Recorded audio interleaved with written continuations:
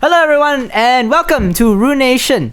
Alright, now before I get into the narration or probably the session, whatever it's going to be, because we have a lot of missing data, but make sure to follow us on Instagram and watch our reels and subscribe to us on YouTube, where we can watch our latest episodes of Sonus Factorum run by DM Kenn over here, who plays Nathrak in Act 1. So remember to follow and subscribe, and we'll get to the opening of the session. Thank you guys.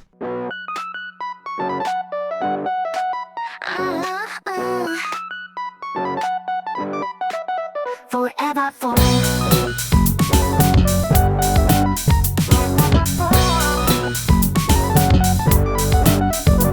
壁に軽い熱が入ったり徐々に自分の弱さを見せて、しかし私の信仰を揺りかされたのではなく砕かれました。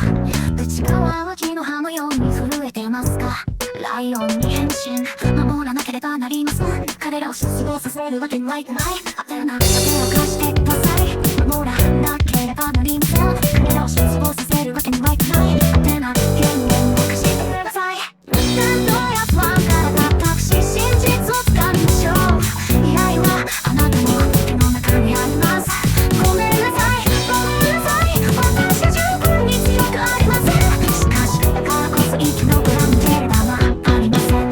Forever fall。Hello again everyone, it's me Ryan, your interim DM, here to tell you another story about Ruination Session 2 and 3, because I can't keep data for shit. So this is going to be a narrative until we hit Session 4, which is something I actually kept properly. So, last we left off on Session 0 and Session 1, the party encountered a man that once claimed to know Nathrak.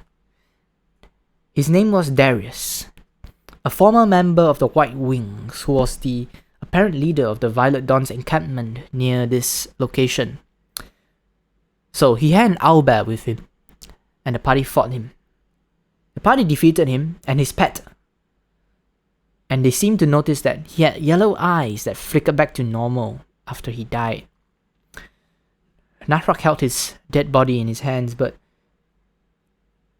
his pleas of saving Angel City were cut short when Stegah took his soul for the Raven Queen. Then, they entered the room inside this outpost and found statues of a man with an owl, and, after a religion check, Loh. Now what is Loh doing here? Then, there were two chests beneath these statues, one of which was a mimic, but Nathrak obviously killed the mimic very quickly, and then Stegah solved the puzzle.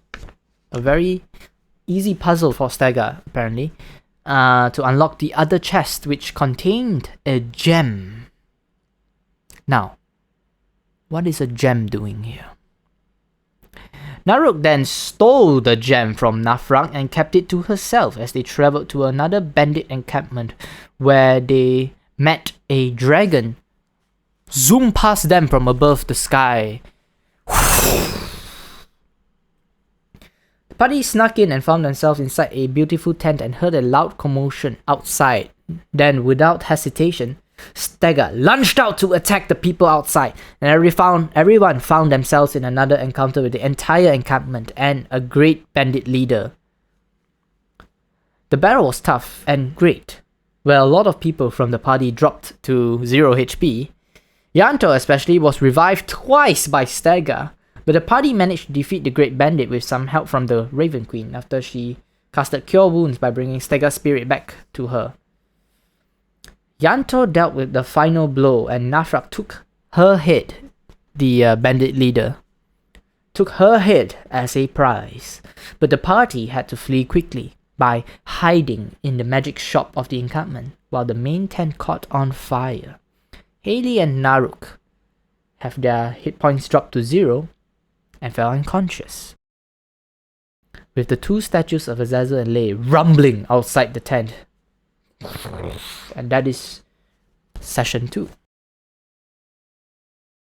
After that, the heroes of Nathrak, Naruk, Stegah, Yarnturr, and Hayley hid in the magic shop just after massacring an outpost held by the Violet Dawn. They stayed in a hidden underground storage room filled with weapons for the night to regain their strength. After investigating for a while, Naruk found a metal box. In it, a golden ring with engravings pertaining to the last king of the Lost Kingdom of Everfall. They exited the latch room and investigated the two statues of Azazel and Lay, found another hidden passageway lined with iridium torches. Unlit on the walls, they journeyed to the end and found two statues, one of a king and one of a queen. After scuffing about, Naruk was possessed by the gem and forced to walk into the room of the king's side. And before them was an undead skeleton king, who was none other than the last king of Everfall, King Victario. The party spoke to him and he allowed them into his labyrinth in order to exit. But before them, there were 3 gems of beauty and a quote.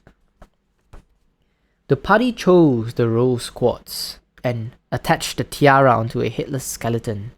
It unveiled to them a frozen tear which opened the way for the party to exit this labyrinth. Upon exiting, King Victario awarded the party with his sword, the Unholy Moonlight Sword, a sword which will be the bane of the DM's existence for the rest of the campaign. They headed to Thundermere, where Stegah received a sending message from her lover, Daria. Thundermere was welcoming. Oh, we went to Thundermere!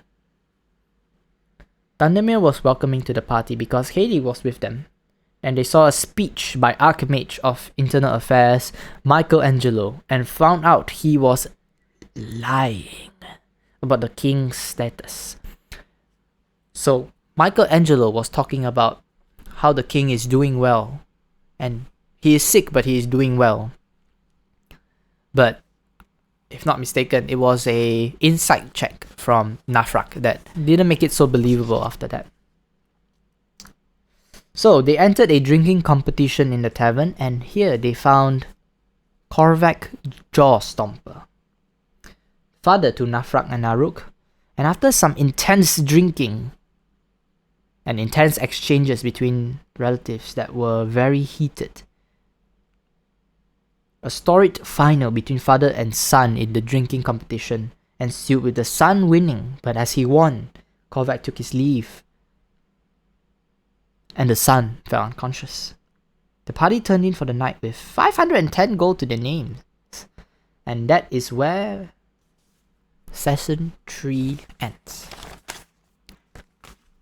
I hope you all enjoy the lengthy narration from me, and I hope you all can enjoy Session 4 as much as I enjoyed DMing for everyone.